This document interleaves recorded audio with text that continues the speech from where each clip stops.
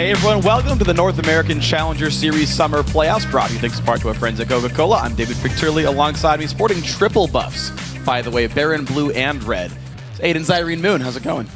Going pretty well. Stole that sucker in the pit. Darn right. Smited all three in a row every single time on cooldown. Now this, guys, is it. What we've all been waiting for, the finals match. Now, the #1 North American Challenger team is now on the line right here heading into the Spring 2015 promotion tournament. It's going to be Curse Academy scoring off against Team 8. Yeah, Curse Academy, they looked solid when they took down Pro in the semifinal round. They played a slow, very controlled game, and they took calculated advantages. Now, Keen in the mid lane played the role of manager, getting leads and then roaming to snowball the other lanes. And Chris in the top lane had 0 deaths in 2 games on Dr. Mundo. Now, looking invincible, so we'll watch for a Mundo pick or ban today. I think it's pretty likely, unless Kaichos can handle him up in the top lane. But we're going to see. On the other side of this matchup is Team 8, who have finally, for once, lived up to their incredible hype. They took down the top-rated Team Coast just in the semifinals a couple days ago.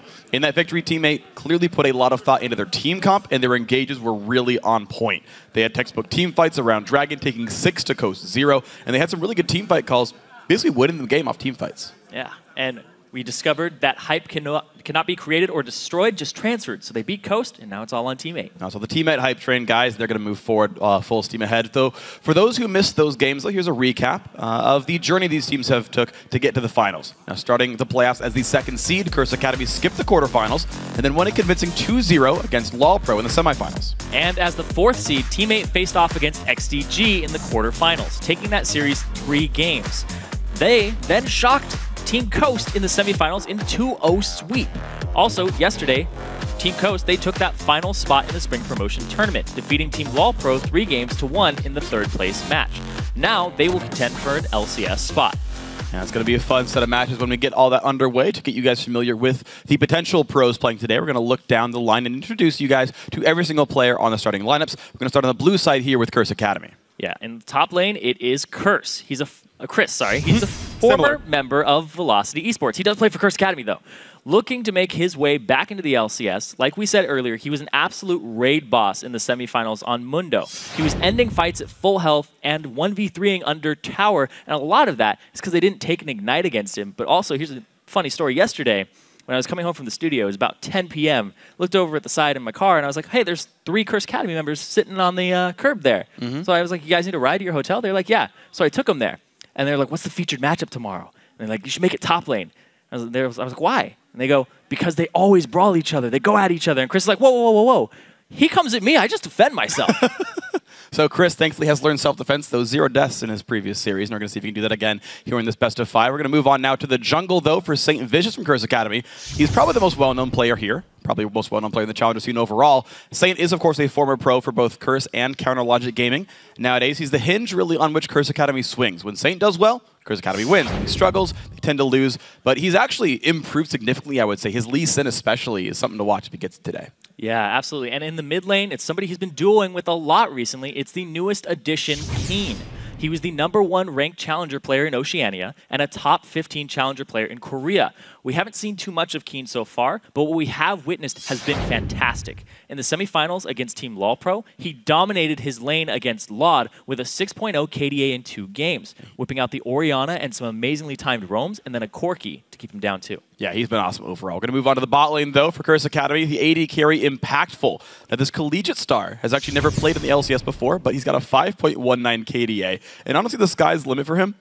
A couple of weeks ago, I've been asking players about what they thought of the team, and many guys, despite his sort of relative inexperience, were saying that Impactful was actually the single best player on Curse Academy, so definitely got to watch. Yeah, but Saint, on the other hand, thinks that this guy in the bottom lane, Bunny Fufu, he's going to be rounding up the lineup here, is the best support in North America. As a member of the team, Bunny Fufu, he's been known as a Thresh legend, and he currently lives up to that in the semifinals against Pro. His Zilean was also on fire. With the 2 champs, he racked up 24 assists in 2 games. Yeah, we can't stress enough, he's a Thresh god. If that champion goes through in Champ Select, it's going to be like an instant win for Curse Academy. You might as well surrender it 2 seconds in. But moving on over to the red side, it's the hype train, now known as Team 8. Starting with their man in the top lane, it's a brawler who just happens to be the shot caller as well. It's Calitrolls, and he freaking loves to fight basically everybody. He leads the Challenger Series in kills for Summer 2. Fights everybody. Yes, he has a very aggressive playstyle in the top lane. It's going to be very bloody there, and maybe there's going to be some assistance, because in the trees for Team 8 is the only man without an 8 in his name. It's jungler Porpoise Pops. In his 4 playoff games, which he played Kha'Zix and he also played Nocturne, he's been amazing. His map control with those champions and his engages complement his team perfectly. He's really the unsung hero of this squad, and a very worthy opponent for St. Vicious today. Yeah, his coordination's been on point. Porpoise Pop's definitely a great player to watch, though. We're going to move on to the mid lane, and it's going to be Slooshy in the mid lane. Thanks to him, you won't see Yasuo probably at all today, because it has been banned every single game for like 2 months straight against him. But despite not having his best champion in the pool today, because of the bans, his team fights have still been gigantic. Against Team Coast in the semis, Slooshy had a KDA of 30 on Ziggs and Orianna. Yeah, and in the bottom lane is this group's only former LCS member, Maple Street. The X-Velocity AD carry and the Odd Bro is a cautious yet reliable member in that bot lane duo. He's been very good on Kog'Maw this summer, sporting an 8.66 KDA on that champion, and he recently picked up the hyper carries and moved from lane bullies exclusively, was his playstyle for a long time. Yeah. And I talked with Team 8, and they're saying, you know, the fact that he picked up Kog'Maw and Tristana has been a really good thing for the team, because when you play against Team 8, you ban Calitrolls and you ban 1 or 2 champions from Slooshy. You will always get one of those champions onto Maple Street if they want it for the composition. Yeah, I think it fits his style as well. He's been a bit like Copper. He seems fairly passive in recent history, and just getting long-range damage out there is actually quite useful for the AD carry here. But supporting Maple in the bot lane is going to be Dodo 8. Now, he has been fantastic as both casters and engaged supports. His Braum, his Thresh, his Nami as well especially is really strong. His map control's been on point. He has really good ward placements, and when he does roam, which is, to be honest, pretty frequently, works out quite well. Yeah. I like his Alistar a lot. He had yeah. Just amazing highlight reels on that champion. And when he plays the tanky champions, the walls, the guys who roam, like Alistar and Braum, there's definitely pressure on that mid lane all the time. I agree. Even though you typically see Alistar bans as top lane bans, Dodo's going to be phenomenal at champion if he ever gets it. So something to watch for in this series for sure. But guys, we've of course introduced all the players now. So here's what these guys think about each other and what they think about facing off for the first time on the big stage today. I think Team 8's definitely a strong team. They just go on tilt really easily. They're kind of like a solo queue kind of team, like when they win game, and they're really aggressive. Curse Academy is a really good team because 3 of them already have an LCS experience. Our team is based around a lot of curveballs. They tend to play really weird champion picks that we might be unprepared for. They're going to have curveballs thrown at them, and they can either deal with it or get crushed. And I think that kind of like hurts them a lot because they're not like calculated aggressive. Getting back in LCS is really important just because like we're putting a lot of stuff on hold for this opportunity. It's very important for me to get back into LCS because my end goal is to win Worlds. This scene is extremely hard because there's so much competition, but now we're really close to it. I'm really excited. We're excited to show that we're the best and really just show these LCS teams that we're to be feared. Well, honestly, the name of the game right here is fear. You got to show that you're the strongest member possible, the strongest team as well, so you don't get picked up as you don't get picked against in the promo tournament by either Dignitas or CLG, who are arguably stronger than EG or Complexity down there. Yeah, and a big thing here today is you were talking about both these teams have made it to the promotion tournament. Now it's flexing your muscles, but also showing off what you can do. And I think there's going to be a ton of curveballs here today, like they said. Yeah. They might just play something completely strange and be like, will this work? I'm going to play a Vladimir top. Just see what happens. You always wanted to come back out. I wanted to come out. It's been like a year. I talked with him, and apparently what's stopping him from doing it is his jungler. Because he's like, it has no gank assistance. I can't help you top lane. So he's like, play the Gragas so you can stun them, you can slow them, and then I can help you out. Yeah. Well, it's funny thing as well is like the Gragas top for Calitrolls, even though he's not really been played by anyone else in a while, I figured it out. Calitrolls is reverse hipster. He plays things after they stop being cool. That's his champion pool. Well, he played the Kale before it was good. That's true. Okay, he does both. Popular. He played the Kha'Zix top for a long time. He was like, I talked to him. He's like, that was the most broken champion in the meta at the time, but nobody played it. And then he actually convinced Maple Street to pick up hyper carries. It's been good for the team though. Like they've honestly improved a lot recently. Teammate, I think, do come in looking like an incredibly strong team overall. When you defeat the defending champions 2-0 convincingly at that, you've got to kind of inherit that hype, and that power is probably the best team here. So Teammate look to make the name as the dedicated #1 team here. A 3-0 wouldn't even surprise me just because they have been playing so well. Yeah, it depends on which way it goes, though, because Teammate has a history of losing to teams in like the round of 20, like Necrophantasian. I don't know if they throw curveballs, they more throw kind of boomerangs, and they're like, oh, that one just didn't come back. Or it comes back and they miss it. They're kind of like Gnar in that sense. Sure. Well, I mean, if it curves too far, it goes back and it's no longer a strike anymore, and sometimes you just walk your opponents in. They get to first base against you. I don't know. It's a decent metaphor. But What are you doing? it was a baseball reference. They said curveball. My brain started working. I try to think of things to say here. It started working just in that moment. Yeah, I gotcha. My brain only works at 3 p.m. and later. Before then, it's completely shut off, and I don't know what's going on in the world anymore. But so Curse Academy, though, I do want to say that they are a pretty darn strong team. I think they have, I would say, the edge on individual skill. That's my personal opinion here. You don't have to agree with me necessarily, but I think down the line they are incredibly good individual players, and their style is it's not curveball, right? It's very methodical and focused. Where it was actually much like, I think it was Curse's game 2 against CLG, where they're like, all right, we're winning, hold the line, push the wards a little bit farther, push it a little bit farther, and just slowly take advantages. And I think that can work very well for Curse Academy if they do get the early game lead. Now we're into the picks and bans, but the big thing here is I want to pay attention to what gets banned by Curse Academy and who they focus down on Teammate, because there are just so many different champions in these guys' champion pools that you have to really regulate what you ban and what you first pick against Teammate. Well, Dota does not get Alistar, and Bunny Fubu does not get Thresh. I don't think that'll change much throughout this tournament. Vayne gone away from Impactful. Nidalee away from Cali Trolls. Ziggs also away from Slushy. So his Yasuo is up right now. Keen has not shown that he plays it just yet. He does, though. Yeah, He's in his champion pool, and if they first pick it for themselves, no, they're going to give him the Orianna. All right, so the team comp that no one's let Teammate play in like 7 years, the Gragas Yasuo, might be available here. That's absolutely true. So Teammate, here's the thing, is Yasuo is always banned against Lucia. It is always, always, always banned against him. And I think he'll jump at the opportunity here because Orianna is out for him. Ziggs is out for him. He could fall back on the Twisted Fate, but the fact they're hovering over Maokai kind of signals to me that they might go for a composition along those lines, get themselves some knock-up assistance here, and they'll go for the Yasuo later down in the line. I like this choice of a Teammate, though. I actually really love this draft. They've secured, I think, the dominant support right now. Nami will win every single matchup we'll see Bunny Fufu throw at him. And, of course, the Maokai top lane is just so strong, and he even does have some Yasuo assistance. Yeah, and the thing that Cali Trolls is actually going to go for that as opposed to the Gragas speaks worlds of what he wants to accomplish in that top lane. He wants to be tanky and durable, so when he shows up to the fights, he's able to just defend, which I think there might be a hyper carry this game for Maple Street. Well, Nami Cog is an incredibly strong lane. Now that Trista's off the field, it's a pretty likely pickup here, but we don't know Curse Academy's support just yet. Even still, Impactful will be set up to deal plenty of damage here with New Jungle. The Orianna mid going to be great as well. Orbis Pops has pretty much anywhere he wants to go from the jungle here. He had been playing Kha'Zix every single game when he got the chance, but now, even with it up, he goes for Nocturne. There's actually a couple of ways Teammate could go with this now. Yeah, so Nocturne at 414 is kind of the new Rengar, except more successful in North America. Yeah. Because he has basically the same style. Farm till 6, then press R, and join the fights. Porpoise Pops, he loves doing that on that champion, and he played it before it was really popular, too. So he's kind of hipster in that sense, but he's not dropping the champion. He's actually bringing it to the table, and this allows Slushy to do, he can go for the Yasuo with the comp, or he can go with the Twisted Fate, and they just have global pressure.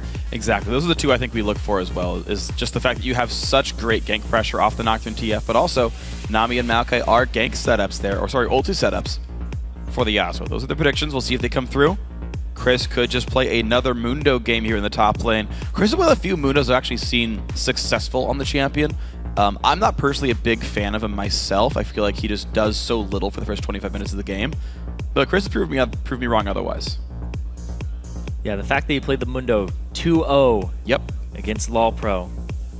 And there it is. There's the Yasuo being locked in for Slushy. It was what they set up for in Champions Select right out of the first rotation of picks, or the first round of picks for themselves. Yep. Got the knockups they wanted. I assume they would have picked Trist if it were available afterwards, but wanted to prioritize the Nami over that and let Maple play some Kog'Maw. That's just fine. So Curse Academy have a very nice, heavy front line, good crowd control, and honestly good backline as well. It's just a very well-rounded team fight-based team comp. Teammate, though, very explosive. You got a lot of setups for ganks. Yeah, Team 8 looks like more of a team fighting composition here in the overall. They'll start the fight off. They'll have some good engages. Cali Trolls can flank. But then Curse Academy on the other side, they have multi-pronged comp here because they could go with, we're going to use Keen, getting him fed in the mid lane because he loves to farm. He loves to get really, really fed on that Orianna. Roam, show up to the fights and do a ton of damage. But also, they have the Blood Boil for Tristana, and they have the big wall of Mundo. Yeah, so I think a well-positioned 5-on-5 goes Curse Academy's way. I just think that there's a lot of X factor for Team 8 because Cali Trolls' teleports are just so darn good. Random stuff's going to happen. The curveballs are going to come out, and it's going to be difficult for Curse Academy. So as this match begins, let's see who you guys at home think is going to win. And according to LOLesports.com, 54% of you say that Curse Academy will take this series. Well, they are the higher seed coming in, but apparently the hype's not real enough for Team 8. Oh, not real just yet. And now that Champ Select is over, let us know if you still agree with that vote and who you think will win by tweeting us at LOL Esports with either hashtag CA win or T8 win. We'll check your votes in just a bit. All right, guys. Well, the game is getting loaded up. We're about to get ourselves started on this one, and it's going to be a fun battle. Really, that's all I can really say here. Curse Academy, I think if they can play that measured game and get the early lead that I think they expect from themselves, they'll be in really good shape. But we have to see what Saint can do off of a low gank pressure champion like Nunu. Here's the thing, too, is Keen, we're just looking at him there for a second. Everybody in Oceania is like, he was the best mid laner there. And everybody I talked to in North America that's played against him is like, he's not actually as great as everybody hypes him up to be. But we saw him have an amazing performance when he played against LoL Pro.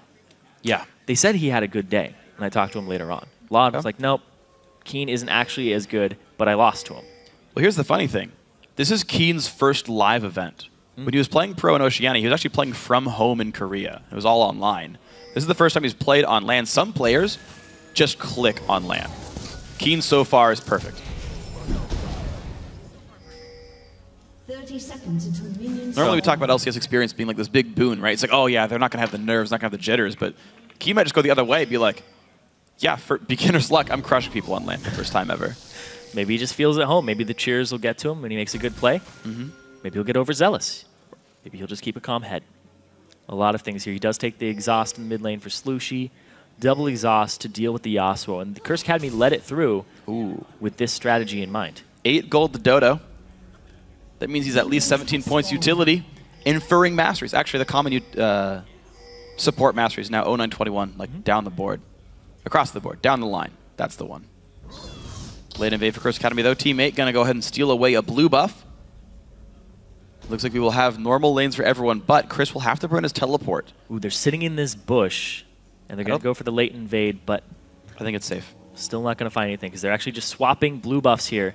But all 4 members of Curse Academy on the bottom side, we might just get 2-on-2 lanes here with the TP from Chris late.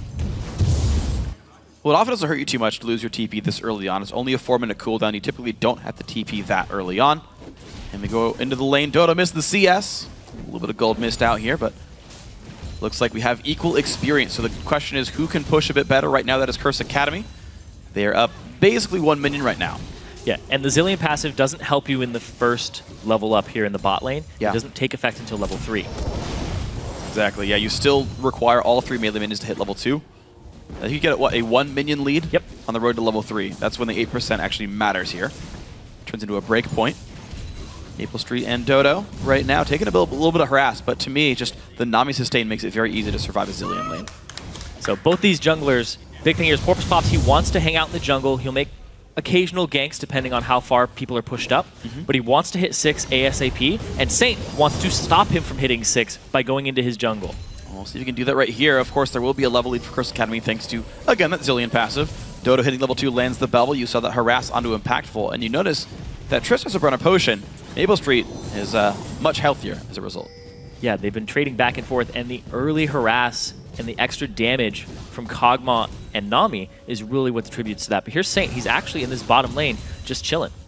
And he walks away. And he finds the lane is not going any way he can gank here. Does maybe look to get around in this mid lane here. Gets a quick Trinket Ward to watch any possible gank paths of Nocturne. I do like that ward because it'll watch both the defensive counter gank as well as the route, or sort of the route down towards the river there.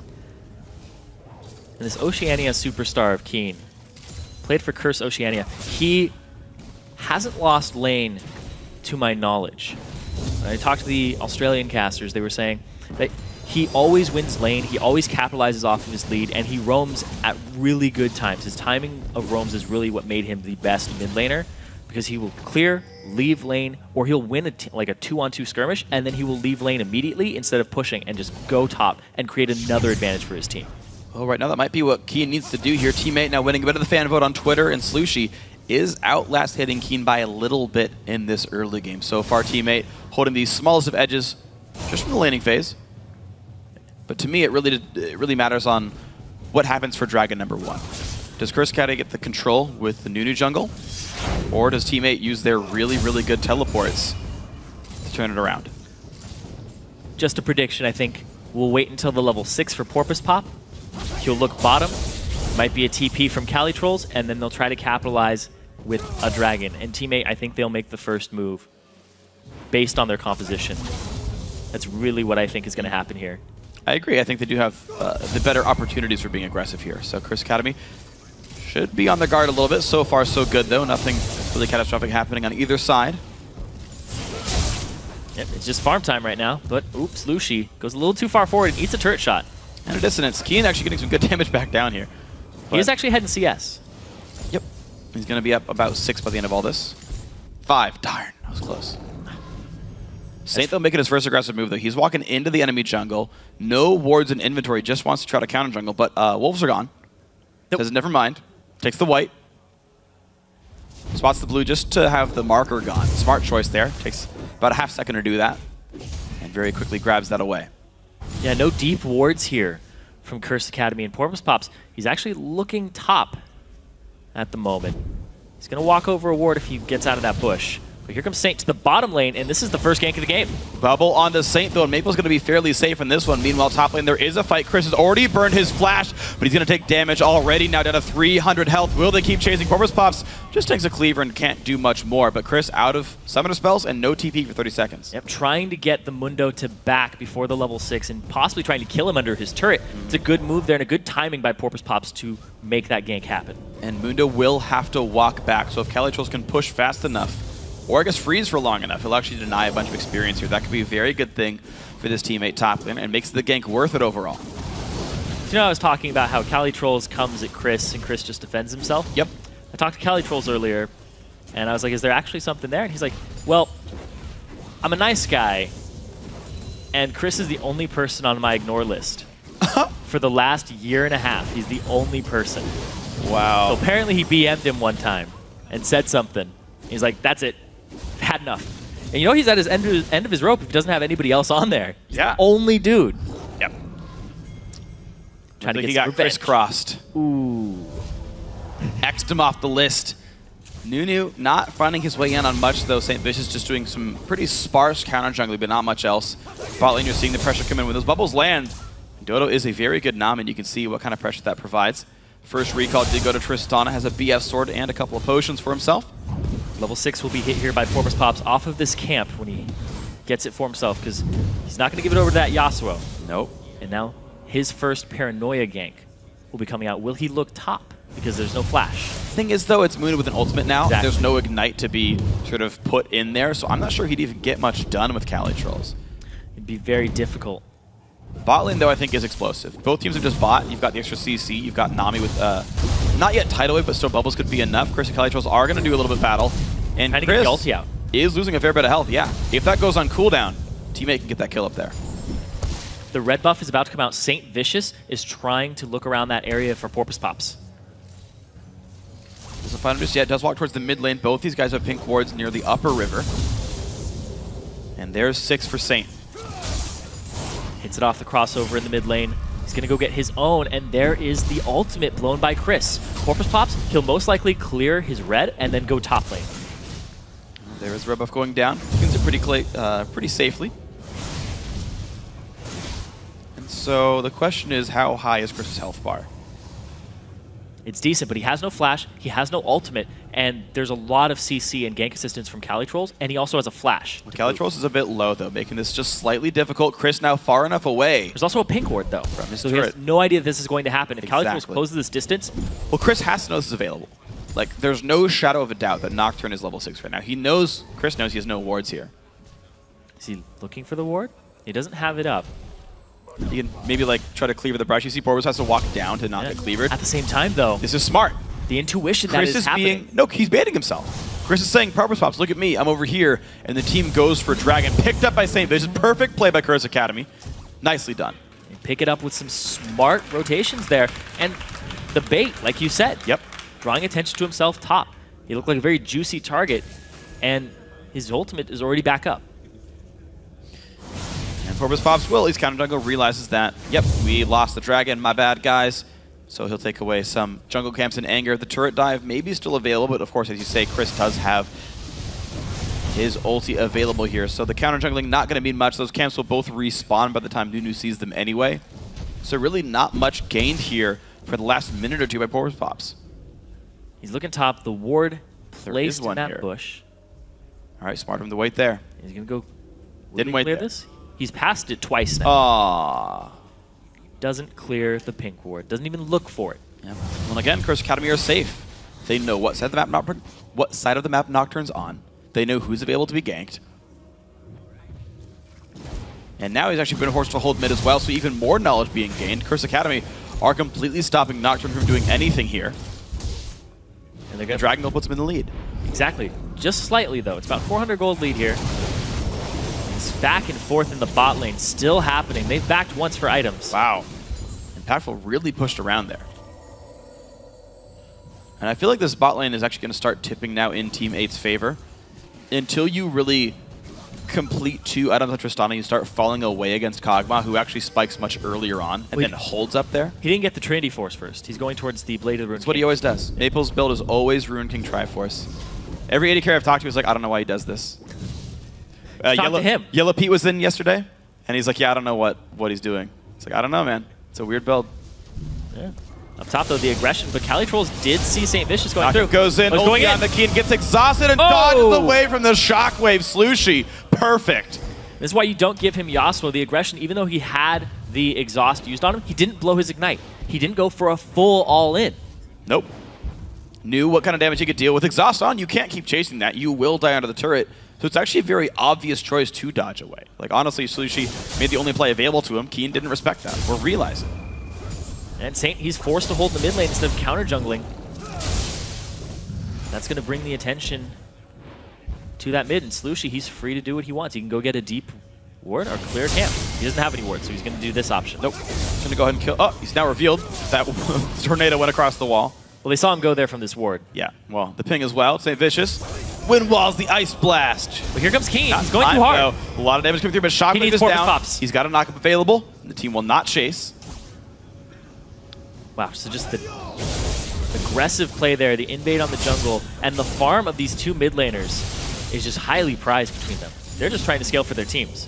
They are. I'm actually surprised, though, that Keen has not been able to roam out and make many plays, though. I honestly would have expected it from Orianna by this point. But so far, a very, very low action game. It's a low contact game. Yeah. Everybody's kind of going at each other, but they aren't getting any kills. The biggest thing They're that's battling happened, in lane. Yeah, the biggest thing that's happened was the dragon. And even that's been basically equalized by a farm lead here for mostly Porbus Pops. Level 8 now on this Nocturne, getting plenty of gold for himself. And another blue buff, so life is decent for teammate. He also has a very versatile build on his Nocturne. Porbus Pops is a guy who's played Nocturne forever.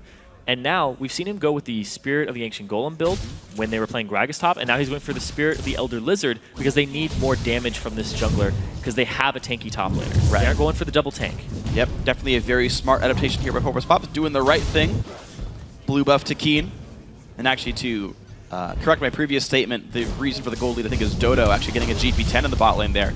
Earning up on the Nami, Cali Trolls, and Chris doing battle. Who is even coming in though? Just the ulti pop by Chris. He's going to run away from Cali Trolls. Can Nocturne make his way in? Looks like not. Wards go down from Slooshy. They finally got that pink ward. They cleared it out on that roam. Slooshy walked through the bush. Same for Chris though. After roaming. And here he's going to find that pink ward. Saint actually shows himself.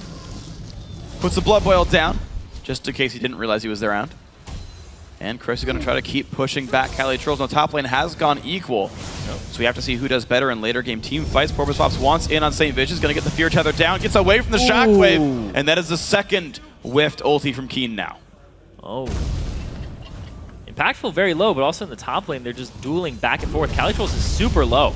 He's got to be a bit careful. Cleaver's going to land one more time. Well, Porpoise Pops is coming up, though. Can he make it happen? Chris does not have ulti. He does have Flash. There's the Nocturnal. Chris stays in the wings. Flash the way, but he gets in with the root. This will be Chris going down. First blood goes to Cali Trolls with Team 8. That's what you get for Flaming Cali Trolls. You get on the ignore list and you get ganked over and over again. Cali Trolls clearly did not ignore Chris in that top lane, though. No. He was out him the whole time. Bot lane now under fire. But Nunu's coming to flank around. It's going to be a 3-on-2. Saints coming. Saints coming around. If he gets in a good position for his absolute zero, he will slow them He's long enough. 1, 2 people hit by it. The TP coming in from Cali Trolls. The flash out from Maple. There he Cali is. The Maokai roots in Impactful. He's going to get revived by Zillion, but now can he get away afterwards? Saint very low. TP in from Mundo, and this will be a good re-engage. Dodo going to lose a lot of health. It's a very, very fast Mundo. They have to back up because the mid laners are coming in, and Keen doesn't have his shockwave just yet, so it would be a lost team fight. It's coming up. Looks like they're going to stay all right. Now he has it, and he's good to go. All right, ulti's burned, summoner spell's burned, and nothing ultimately happens. 5 seconds on Dragon, though. Ooh, and the health bars are better right now for Team 8, plus Dodo can heal them up. This is Team 8 now, already up 1,200 gold, could make it quite a bit more here. Keen does have Shockwave. He's level 11. Here. The knock by the Bunny Fubu. In goes Lucy. Exhaust is on. And there comes Maokai. Dragon already taken. There's a Shockwave. Picks up one. That's Dodo going down. Now Keen on the run. One hit from dead. Slushy gets the tornado. Double kill for Yasuo. Slushy, you have to ban the Yasuo against him in this adaptation by Curse Academy, leaving it open and thinking they could deal with it. I don't know what's going to happen. They went for that Dragon, even though Saint wasn't around to smite it. And that is Team 8 doing perfect things right here. 3,000 gold lead. Walking away 3-1 in the map. Perfect. Yeah, and they don't lose anything for it. They don't get an objective traded against them. All 5 are on the bottom side of the map, of course. It's a very, very clean situation. The lanes hold stagnant for a while. And hey, look, even Porpoise Pops grabs mid. Yeah, he's going to go clear up this farm and just push it out. And that's going to draw Keen back in there. Keen, he does eventually get a good shockwave, but Bunny Fufu, one man ultimate there from Slushy. He chases that down with the flash. Keen does end up killing Dodo. But the big thing there is that puts Slushy, the ultimate, on the opposite side of Curse Academy. So they effectively got a flank mid-fight from that. It's beautiful stuff. And so Team 8, their team fighting was what we thought was so good about them, and you can see it right here. The slow and steady pace of Curse Academy not quite paying out there. Nocturnal comes in again for Chris. Pop's ulti does not have flash. The fear will land. Red buff is there. The slow from Maokai as well. He's not in range for the root, though, and that will not be anything else picked up. And that's going to be Chris getting back up to full HP here. The gank effective for just an ultimate. Yeah, ulti's traded. Not much used, though. That's going to be a gank mid, though. But it's not going to do much. Slushy just walks away cleanly. And even still, like, Saint's not going to be that good of a ganker. They're collapsing. They're leaving Maple bottom, but Curse Academy, they're drawing all of their team to this mid lane to try and push a turret. The Curse Academy are here first, and they've got damage on this turret available. Good damage. The Blood Boiled Impactful doing good work. You can see it losing health pretty rapidly. A wind wall used to block an Ice Blast instead of the damage to the turret there. A little questionable, but look at this. Chris going on to Cali Trolls. He doesn't have his ultimate, but it's almost back up. The sustain battle, though, plenty interesting. Of course, early Spirit Visit helping Chris quite a bit, but he's already gone for the Ninja Tabby as well, knowing he will have to deal with Slushy and Maple Street later on here. And that's the objective trade, too. Teammate, they left Maple Street in the bottom lane, like I said, and he pushes a turret down while Impactful is mid, and they don't even get a turret in the mid lane in favor of Curse Academy. And look what happened now. It's a 25 CS lead for Maple Street because of all that time wasted by Impactful. Sure, that turret's low, but it's not been picked up yet. Teammate still getting farther and farther ahead here. I talked with Maple, and he was basically saying, I get carried by Dodo in lane. I basically sit there, and my job is to last hit, and Dodo will do everything. And Dodo leaves the lane, and I will just stay around. This happens all the time. Maple's always split pushing for them and trading objectives. I like how it's like a passive split push. Yeah. It's not like doubles like, guys, I'm going to be Vayne, don't worry, I got this. It's like, well, my support's gone. Guess I'll CS here. Yeah, guess I'm fine. Dodo, and he trusts Dodo, too. He trusts Dodo to know when to roam and when to leave him. Because Dodo will leave lane even if it's 2-on-1 and he leaves Maple Street there. Right. Dodo's like, I'm going to go mid because I'm going to go get a gank for Slushy. And Maple's like, all right, man, see you later. And then it happens. It's been beautiful. It is really scary to 1v2 as an AD carry, you know, especially as someone like Kog'Maw, how easy it is to get killed. And it's been perfect for Team 8. Dodo's been in the right place at the right time. He's got that assist on him. The sightstone, the early Moby boots. Team 8 are just completely set up for success. Moby boots on Nami. Yep. Very, very early on. And he's treating that champion like a roaming champion now. He's been in mid lane this entire time. He didn't make a trip back down bottom. That's true. He's been getting around the map and making good plays elsewhere. Of course, there's only one Sightstone on the team and that one trinket for Maple Street. So it's really on Dodo and individual purchases to get the vision control back for Teammate here. And here's the thing, is Teammate is actually going to thrive in a situation like this because if you are waiting around for the team fight as Curse Academy, you just lost a team fight to Teammate. They're ahead of you in gold, and if you do nothing and wait for the next one, wait for the teleport, wait for the dragon, Teammate will most likely take it off of you again.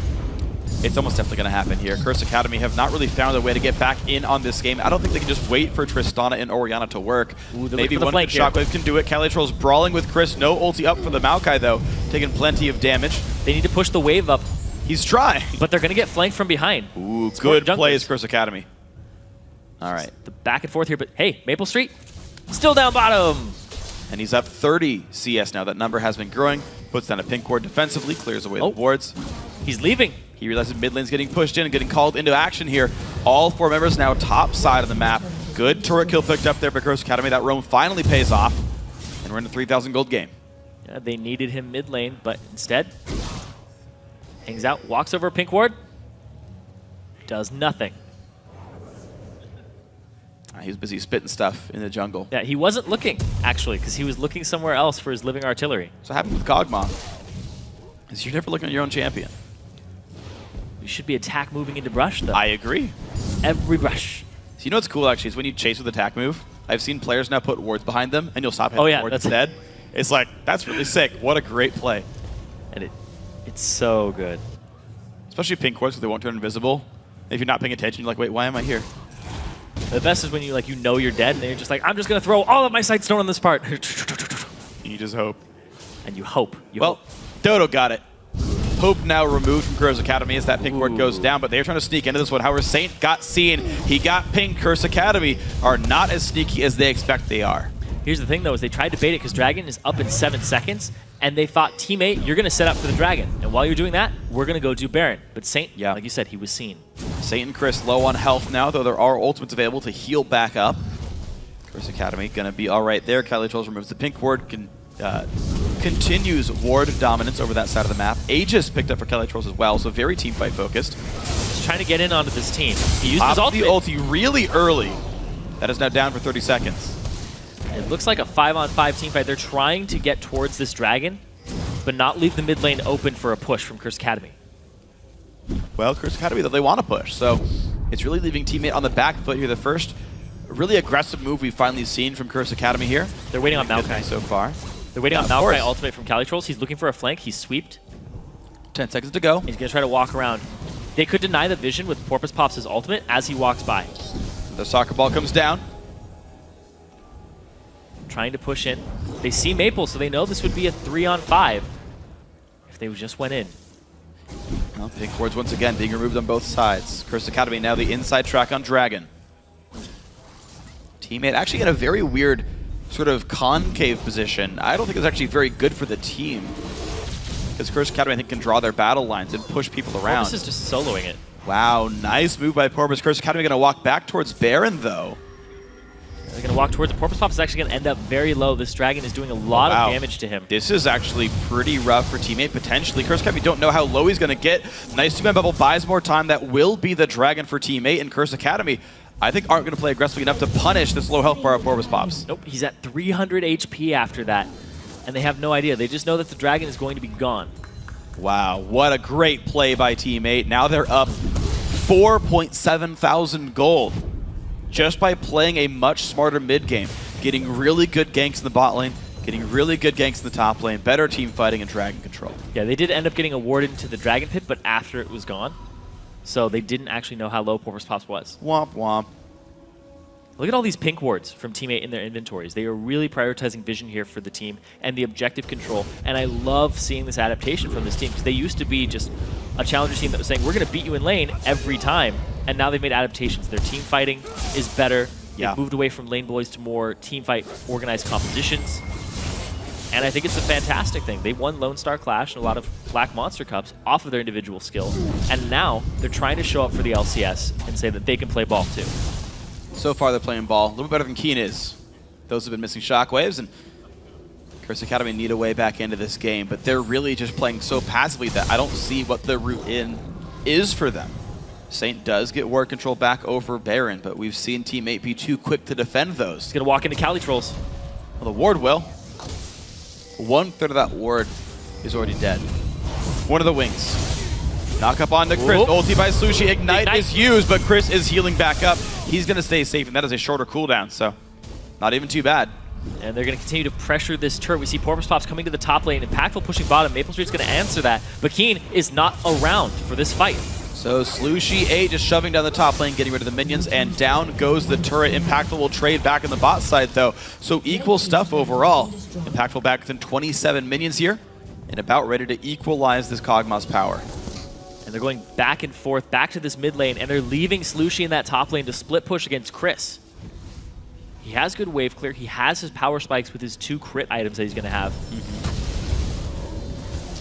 Yeah, Slushie is fully ready to team fight right now. Team 8 are just ahead right now by a significant margin here.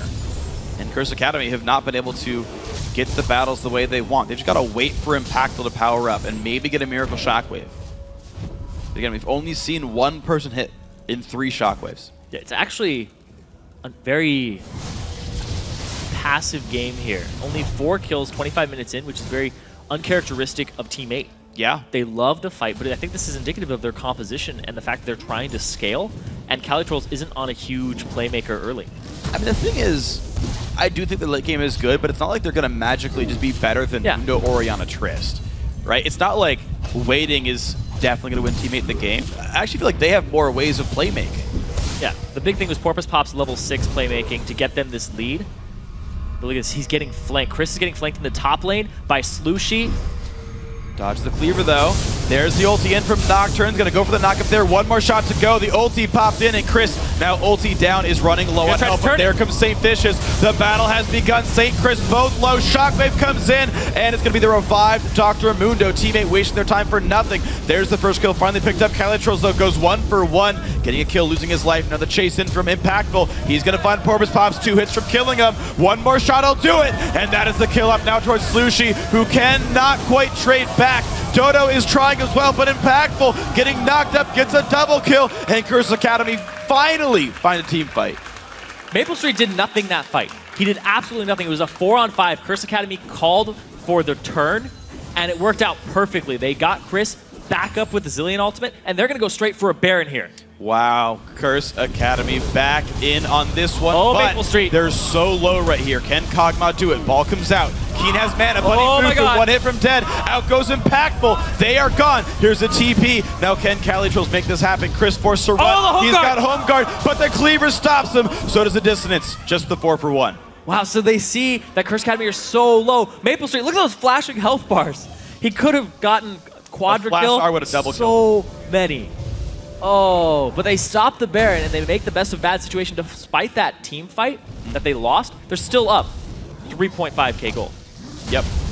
Well, when you get kills and just kills. I mean, yeah, 3 kills are nice, but that's all you get. It's not too bad. Yeah, Maple Street does nothing this fight. He sits mid lane, pushes it out, and then doesn't even join the fight. They try to take down the very tanky Mundo. They blow a lot on him. The Paranoia is down.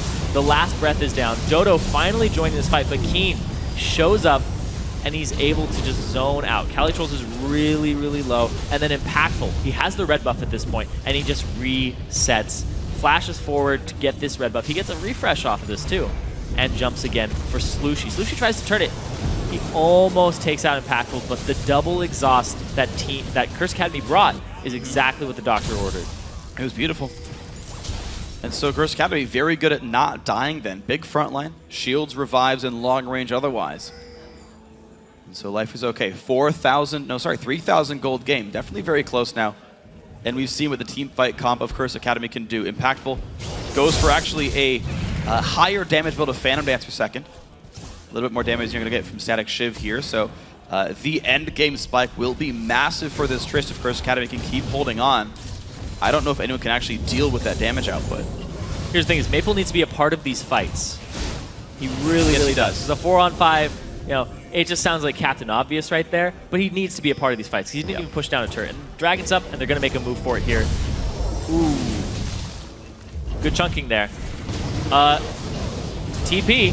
And the flash ulti from St. Vicious, big damage comes through, but no one takes the ulti from the Absolute Zero. Slushie trying to go away, but he goes down first. The revive onto Nunu, a 1-for-0, and again, in comes Impactful. He's gonna get Porpoise Pops, he's gonna get the reset, goes over to the Wraith camp, and teammate forced away again and again and again. A big part of that was the teleport from Chris. He TPs after Calitrolls uses his root and Arcane Smash, and he has nothing to interrupt it with. He just gets it cleanly then. Curse Academy getting a good fight for themselves. That's going to be a dead Baron. Porpoise Pops is gone, and a good smite from St. Vicious, securing the first Baron of the game for Curse Academy. It puts them only 1,000 gold behind Team 8, but they also have these temporary combat stats. Be careful, he's fast. He's got cleavers. Oh, he's even He's faster. got dissonance. There's Calitrolls. A nice bubble could stop them. Great Void Ooze as well, but Impactful says, you know what? I chase people down for a living. Chris going to do the same. Calitroll's going to die. And he's going to go in, try to get something for this, possibly a Zillion ulti, and he does. All right, force the cooldown out, but there's a lot of time here for Bunny Fufu to get that back up. He's already at 35% CDR from items. It's already a third of the way back up. And that's going to be a 1,000 gold lead now for Curse Academy, and the Baron buff still taking on them. One of their first leads of the game, because Team 8 had control of it throughout the start. Yep. A bad team fight where they didn't have Maple Street, and then the second one, they didn't actually have Calitrolls for the entire time because his teleport was on cooldown. Chris uses his after they have a little scuffle, and he has to walk all the way to the fight.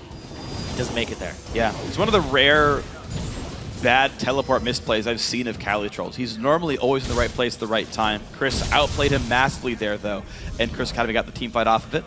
It was more of a stopping a teleport, because he was right. trying to brawl, because that's his style. Yeah, but then the thing Chris is, teleports in his... he's not identifying the fact that he can't join the fight. Right? Yeah. Normally, Calitrolls is the guy saying, I'm going to TP in, get the flank, make this happen. And he's like, can't TP, gonna let my team die. Yeah. The fact he wasn't able to interrupt the teleport is just really, really big. But here's Slushie. He's going to try to make a move top with Porpoise Pops, the flash. Good flash by Chris, gets him out, though. Ulti flash, not too bad. Ulti gone for Porpoise Pops, and we've not seen those gangs work in a while. They're going to push mid, though, off of this. Curse Academy are going to try to at least clear these waves and get closer to this turret, get some damage on it. It's impactful. 403. He's doing a lot of damage right now. Well, let's see what they can do. Nice two-man bubble, but the turret goes down anyway. Curse Academy even farther ahead now. Didn't They're have in Slushie. complete control. No Slushie for the win wall. Sure, and of course, Curse Academy, when they just group together as 5, a team fight like this, the perfect high damage build for Tristana with a Blood Boil on her, rank 3 Blood Boil at that, like, you don't handle that team fight in any meaningful way. Teammate have to find crazy flank engages to make this work. The warding from Curse Academy, though, they've started to just advance and take out these tier 2 turrets with the range of impact move, level 16, and that attack speed you were talking about. This is going to get chunked out so quickly. And it's 3 hits from dead. Down it goes. Start rolling over them now. The movement speed increases on Chris. 5 turrets down, 2,500 gold lead. Curse Academy still ready to keep going. Chris just cannot take damage at this point. Level 16 on Dr. Muda with a Visage and the Warmogs.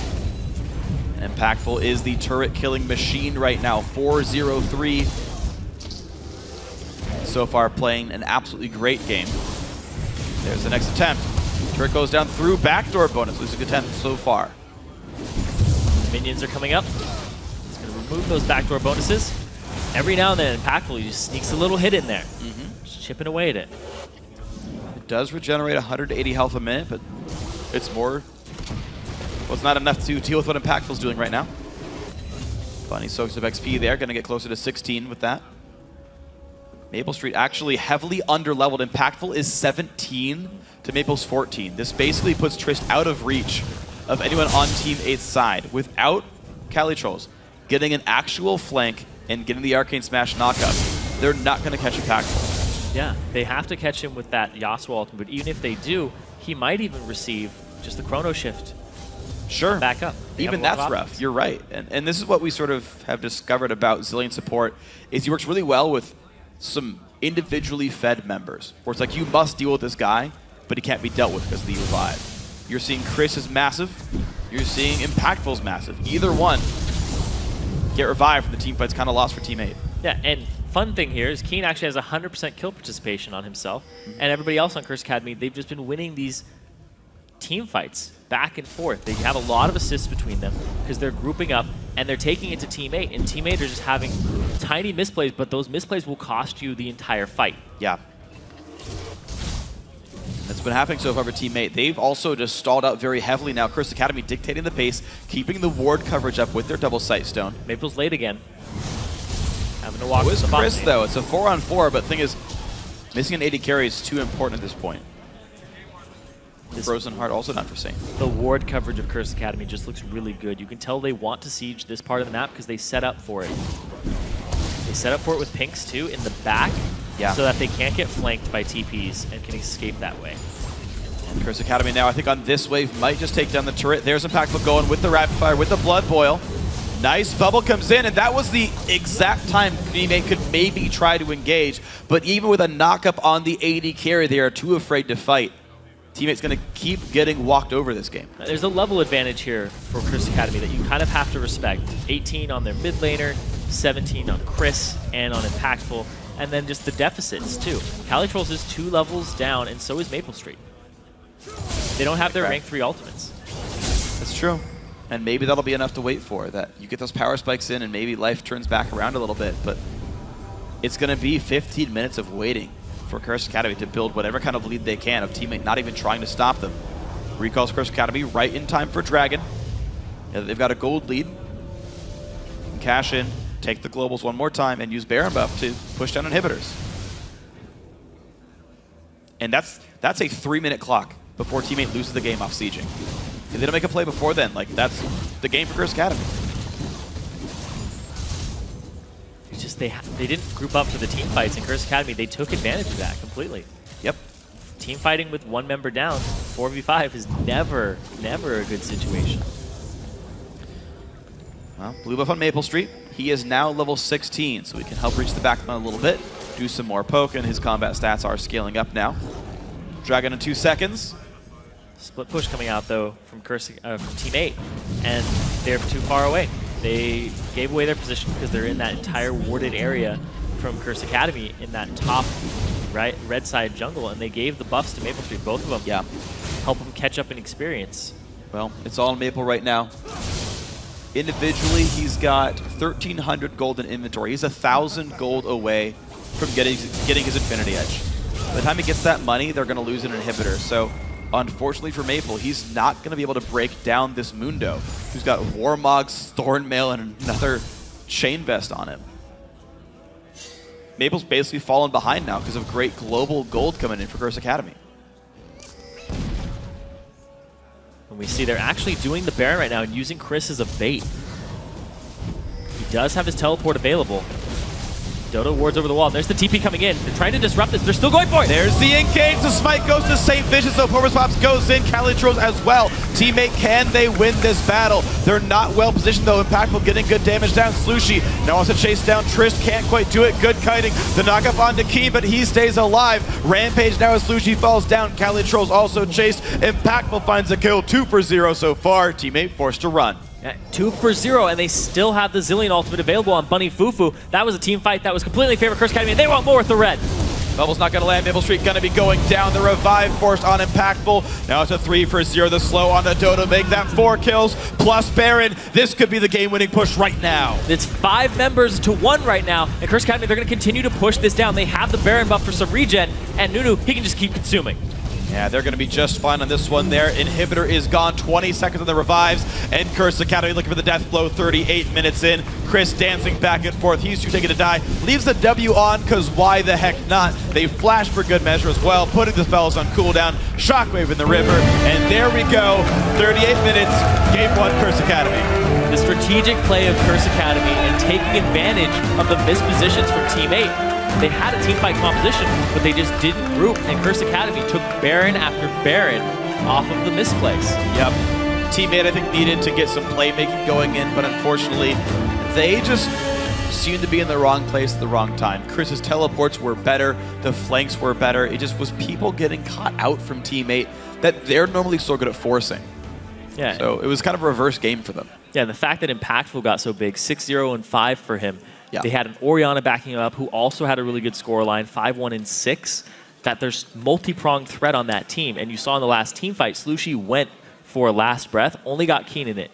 didn't get impactful at the same time. Yeah. If he did, it might have been a slightly different team fight, but Bunny Fufu still had his ultimate available. That's true, and realistically, there was no good way in on that game afterwards when Curse Academy specifically just played the 5-on-5s. What I like as well from that game was back in Champs League, actually, the sort of bluff called by Curse Academy. You actually mentioned this, that Cali Trolls loves to brawl, and he's on a non-playmaking top laner. He's on this Maokai who can't easily force kills. Throughout the playoffs, I had seen great synergy between Cali Trolls and Porpoise Pops. The top lane ganks were so darn good. And Curse Academy baited a tank versus tank top lane. First pick Orianna, expect the Maokai pickup, and then suddenly nothing happens anymore. And Curse Academy gets to play, as you mentioned, the strategic game, the team fight game where Tristana is completely safe, unreachable. And look what happens. Yeah, and most of the Dragons went to teammate at the start of the game, the first 3 or so. The very first one went to Curse Academy to put the goal back to equal, and then teammate tried to control. After that, the Dragons that were worth a substantial amount to them just got them further and further ahead, but then they threw that lead away. Maple Street pushing bottom, pushing mid, not being a part of that fight, and then the next fight right after that cost them even more and got the Baron onto Curse Academy, and then they just started to walk away with the game. Yeah. Their warding and their ability to close out the game from Curse Academy definitely looked better. They were able to just hold off, then keep the pressure on when they did have a lead. Yeah. So that was a big problem there because teammate, they didn't continue pressure because they could have grouped as 5 and continued to push with that lead because they had a distinct advantage in 5-on-5s. Yeah, and they played it just kind of slow. And there's a lot of really small to moderate things that I think contributed to this loss. I think the biggest one, you're absolutely right, is the fact that teammate failed to use their lead against a team that's like, when we get our spikes in, we're going to team fight you and just go for it hard. But also the fact that Kog'Maw, his build sucked, 24-second, can't kill Mundo, and you saw Chris be unstoppable there as well. One death game, gave away first blood from a repeated attempt gank top that finally paid off for teammate, but otherwise, great plays all throughout the lineup for Curse Academy. For now, we're going to throw it over to the experts at the analyst desk to break down that victory by Curse Academy. Thanks, Freak. I'm James Dash Patterson, and with me to break down the series is Joshua Jet Leesman. Just the two of us, man, in this one. For now. And I mean, it said experts on this desk. I do think the Challenger scene experts are definitely Zyrene and Freak, but we're going to try to just kind of analyze this from just what we saw in this game mostly. Absolutely. Yeah. So the thing that I want to start off with is the fact that we saw the Trist, hyper carry, protect the carry composition come out that all the teams across both the LCS and the Challenger series are picking up now. And I want to talk about how that can be beaten at this point. Is it solved by a ban? I mean, is that what you have to do at this point? We're going to see a lot of Tristana bans, I think, just in the future. But in this game in particular, a lot of it would just have to do with making sure you're building enough damage that you can actually execute this Trist. Yes, they did have a lot of shielding in the sense, just with the Orianna, but it wasn't as crazy as the one we saw from TSM yesterday that had the Lulu in the top lane and the Nami. It was just the Zillion that could save him, and it really wasn't a problem until that one ill-fated fight in the top lane. Right, so you spoke to damage. I feel one of the things that I feel could have been done better on the side of teammate was to snowball that early lead by building more damage onto the Nocturne. He went very defensive very early, went straight from a Lizard Elder into a Randuin's, and then only followed that with a Hex Drinker for very little damage output. There were strange choices. You and me were kind of talking about this. Every item build can work in the right circumstance, as we saw from Quas when he did Frozen Mallet, Bloodthirster on Nidalee after Trinity Force, right? But this Nocturne build, I've seen Lizard Elder, it was the Nocturne build before he made Feral Flare, right? So what kind of happened in the progression of this Nocturne build is Feral Flare came out, it was really overtuned. It got taken back, yet people are still just going it on Nocturne, even though he was successful with Lizard Elder. So when I saw that, I thought, that's totally fine. He's going to do that. Blade of the Ruin King, he's still going to be able to dive on and kill somebody. But then he did the Hex Drinker in full tank and completely fell off the face of the earth. When they dove in with Maokai and Nocturne, they couldn't even touch Tristana, and once that happened, the game was over. Right, and then I want to touch on the point, though, too, that Porpoise Pops also focus so heavily in that top lane, as freaking Zyrene mentioned, that's generally the way they want to operate with Cali Trolls. But you have Maokai and Mundo in the top lane, and you're still allocating all your resources up there. You're allowing this Trist and this Orianna to just come to power and roll over you in the late game. So is this an adjustment that needs to be made in terms of, hey, look, they're going to go for these hyper carries. They're going to try and play tanks top. Maybe we ignore that. Let Cali play his game. Let's put the jungle focus somewhere else. Or do they have to just say, no, we're going to put Cali on someone with some damage, and we will go back to our normal focus top lane strat? I think teammate has two options. They can either not do a tank v tank again, or they can just decide to focus another lane. I do think it would probably be beneficial if they did actually let Cali Trolls play something that could do a little bit more damage. That's more of Teammate's style. But honestly, they did make it to the finals, and they did 2-0 Team Coast, so they should be able to make an adjustment. All right.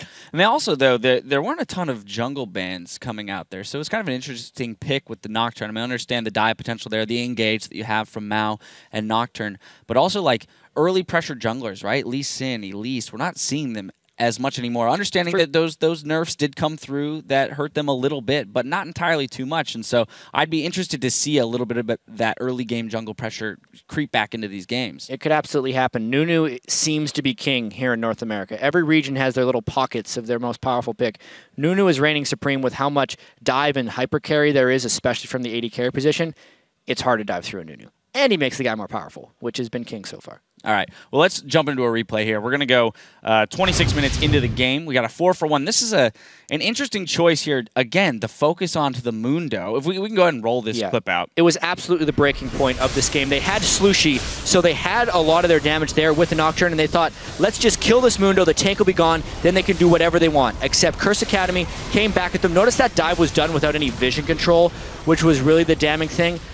And the extra bad thing was the fact that Impactful was able to pick up any kills here because A, that fight didn't work to pull off the next play, but B, this is the fight that Impactful got going on. And when we looked at the team compositions, as the rest of the game played out, him getting these kills was the nail in the coffin, even though Curse Academy looked like they were losing the whole game. Well, and that's the type of fight that you want on that team, right, that Curse Academy has, where you kind of wait out the giant damage burst potential and then chase it through to get those kills onto Tristana. One of the other things I noticed there is they went in, like you said, without the vision control, but also without an ignite to put down onto the Mundo. So again, just a really interesting choice in target selection when it comes to the team fight. They would have been much better off looking for a fight to go directly onto the Tristana at that point, who didn't really have any power. The strange thing is, I think one of the things that makes Teammate such a fascinating team and a fan favorite from a lot of the people in the Challenger scene is they make plays like that.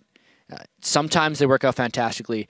You do save gold and gain efficiency by being a little bit crazy with a lot of your plays. Sometimes that works out for Teammate, sometimes it doesn't. Inconsistency is rampant when you have that style of play.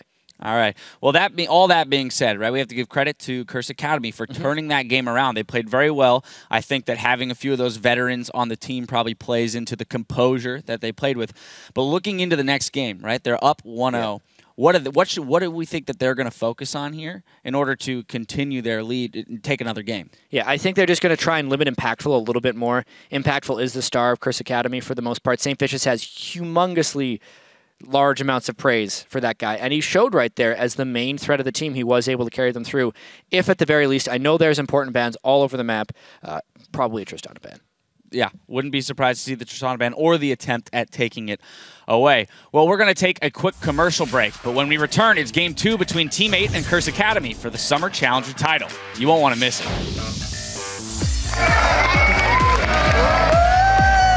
The knock on a Bunny Fubu. In goes Slushy. Exhaust is on. And there goes Maokai. Dragon already taken. There's a shockwave. Picks up one. That's Dodo going down. One more shot will do it. And that is the kill up now towards Slushy, who cannot quite trade back. Dodo is trying as well, but Impactful getting knocked up. Gets a double kill. Bubble's not going to land. Maple Street going to be going down. The revive forced on Impactful. Now it's a 3-for-0. The slow on the Dodo. Make that 4 kills. All right. Good job, guys. Good job.